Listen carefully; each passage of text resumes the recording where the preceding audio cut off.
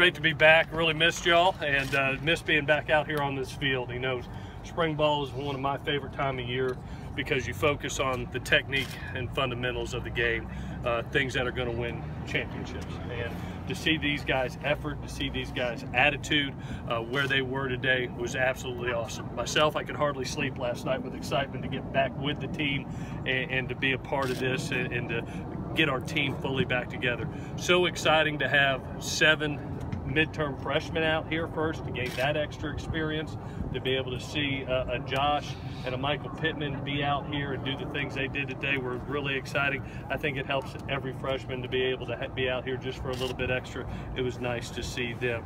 Some of the guys that were not here today, so you know, Taylor McNamara had a little bit of strep throat that was running through our program right now. Hopefully we get him back soon. You saw Toa and Khalil do a little bit of snapping, which is great. We're working on getting our snaps right. They're doing everything they can there. Don Hill, until further notice, is going to be not with us in spring for violation of team rules. We'll get him hopefully back later. Scott Felix, Scott is still same status. We're working through that. It's a personal deal. I won't go into it. His eligibility is still in question. As soon as I know something, I promise you I will let you know something. Quarterback battle, I know you're going to ask me about. It was absolutely awesome to see those guys out there. It was neat to see a third-year vet come out and really look smooth and act like a third-year vet in Max Brown, and then to have 3 really talented young guys right behind him. Man, it makes you feel good as a coach. It helps you sleep at night to have that position really solidified with a lot of talent added. So with that, great to be back. Any questions that you have, feel free to ask me. What was it like for you today to have your new staff out here to kind of, now it's your show in its entirety? I just loved watching them work today. You know, we talked about 4 things as a staff going into this thing. We talked about technique, that we're going to overemphasize our technique and fundamentals. Maybe not necessarily the reps. You saw some things slowed down today. Some things actually stopped and repeated instead of worried about getting to the next play, Hey, let's get it corrected. Let's teach the technique and fundamentals now.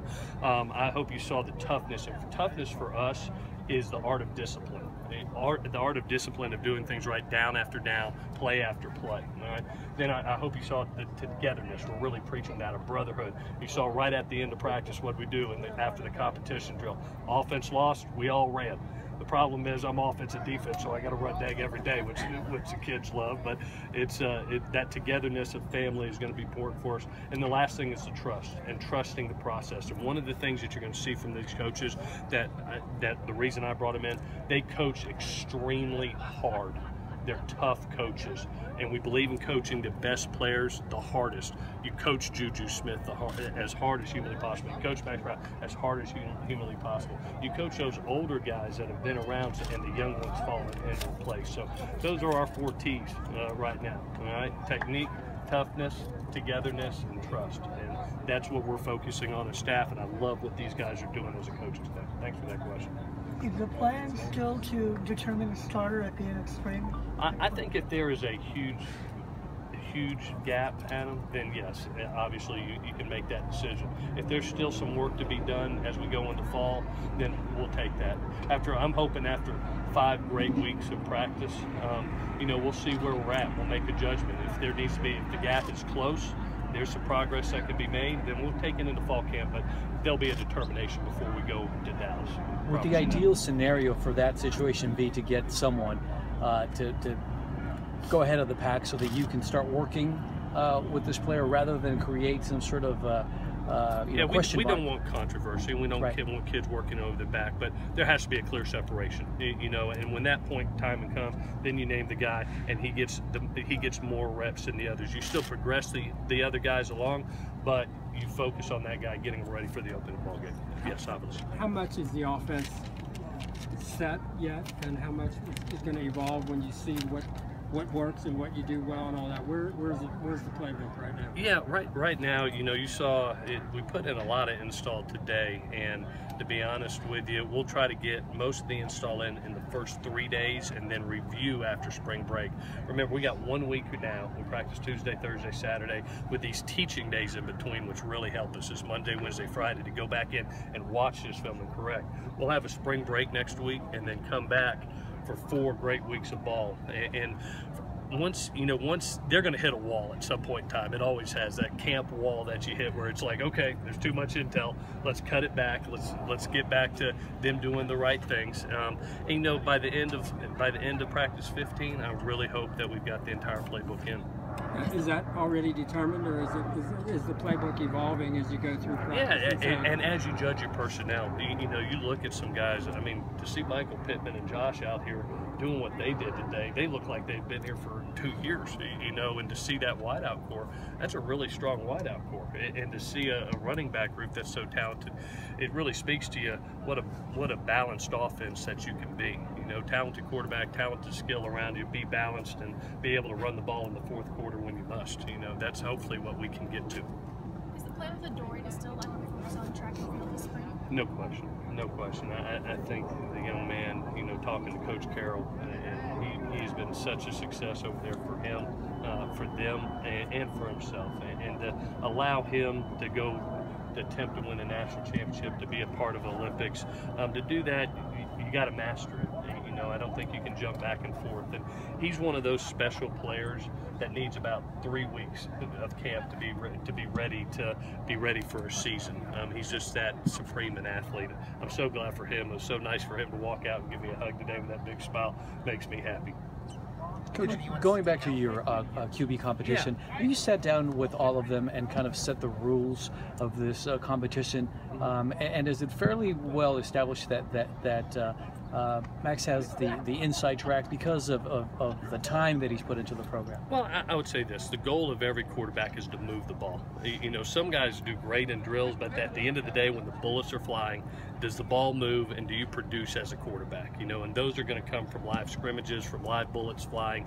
You'll find out from that. The thing that I like about the guys and what we talked to about, they're still a core. There's got to be a friendship of everybody getting better. They are teammates, but teammates compete, and that's what this field is about. At every position, every spot's open, and everybody's competing, especially at that position. So, yeah, we've already talked to them about there's no ill will towards each other. We're all competing, but we're all still a unit. Did anyone stand out today or catch your eye? The wideout group really stood out about when I look out there and you see a Juju doing so well. You all of a sudden, a Jane's back healthy. You see Darius Rogers acting like a senior out there. Isaac Whitney and Daquan getting a year older. 2 talented freshmen. I mean, that's the group that, and guys, we're not in pads. So, you know, the O-line and the D-line doesn't shine like they should when you're not pads. But to see the skill position, especially a wideout, that group stood out to me today. What do you anticipate being the biggest difference in spring ball this year compared to years past? Just to stress on those things I was talking about, especially the technique and fundamentals and the toughness of the game. This is going to be a very physical spring. All right, an extremely physical spring, especially when we get the pads on. You know, we came out 45 minutes this morning at 7 a.m., walked through, then come out and you have a two-hour practice afterwards. We're going to put the time on the field playing football and getting good at the technique and the fundamentals and the toughness of it. So that's probably the biggest thing that's going to happen here on this field over 15 practices. Whose decision to go with no music today? Say it again? Whose decision to go with no music? It was mine. It was mine. I wanted it to just be about ball. The spring is about just football and learning football, teaching football, and being able to hear your coaches teach football. You know, even when you're not in, being able to hear those, taking the mental reps that are needed at the position, even if you're not in. The best players look, they study, they hear their coach, and they play the play in their mind even though they're not physically doing it. So I preach to those guys, you know, music's great, you know, hype is great, but right now it's about learning the game of football. Chad Wheeler was obviously back out here. Yeah. What's the process been like to get him here, and then what's it going to look like going forward? Well, great to have him here. You know, obviously he went through some personal issues. I'm so glad to have him back. He looks great. You know, he looked great through winter workouts, and just really looking forward to him to, you know, become a better football player in his senior year. I think he's one of the guys I really stress to him. He's always been a great athlete for his size. He needs to be a master of his craft. He needs to be a technician of his craft, and I'm so glad Neil Callaway's here to be able to do that for him. I'm excited about it. Will he be able to play the first game of the season? Yes. A couple guys didn't go. I think Powell, McQuain, Messina. Yeah, Quentin is one of those guys that have the sickness that's going around. I'm ready to get that. I'm ready to get that out of there. Osa, good question. I forgot to mention. Got a tweak of the hamstring. I would imagine he's going to be out this week. Hopefully spring break, and then get him back for that second week is what I'm hoping. You mentioned one more. Is that it? Chris Hawkins came later. Yeah, Chris right now is, you know, he had ankle surgery. It was actually a bigger chip that was taken out than we originally thought that was in there, and he needs a little bit more time to heal. So he's going ahead. He's going to have to heal this spring.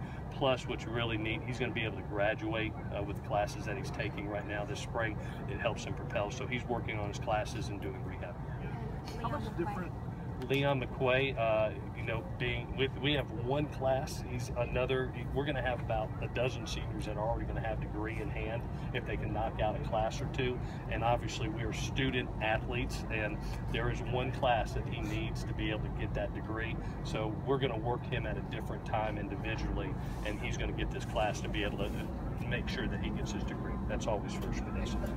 How much different is the tight end position this year with no fullbacks, and what do you kind of expect out of that? Yeah, I'm really excited about it right now. If you remember a couple of years ago when I first got here too, you know, you had Stanley Havili, which was a guy that could separate and become a wideout also. He was a wideout, all of a sudden he's in the wing, and he's in the backfield. Then you saw Rhett Ellison. Rhett Ellison did the same thing. The threat of being the receiver, then in the wing position, then as a fullback. Now a defense doesn't know, are they a 21 personnel team? Are they a 12 personnel team? Are they 11 personnel team? What are they with the same guy? That's where I think the adjustment of having multiple tight ends, being able to flex out, being able to be attached, I think it causes you to be a greater threat and a little bit more questionable about what you're doing on offense. You know, you've watched several people, I think at Stanford, as far as using those tight ends and being able to spread them around and guessing, gosh almighty, are they really a two-back team, or are they spreading out to empty? You know, and that's hard on defenses. Good question. Who do you think can block in that role? Who I'm hoping all of them. The guy that's going to have that's got the most reps and is a bet is Taylor. You know, so I'm hoping at the point of attack, you know, he should stand out to us this spring. We've got a tremendous challenge to get the other three to catch up with him at that. They're tremendous wideouts. They came here because they can push the field vertically, but they're also going to have to get on this field. You're going to have to show the toughness of the run game. Okay. All right, guys. Thank you all. Thank you. Thanks for coming out. Thank you.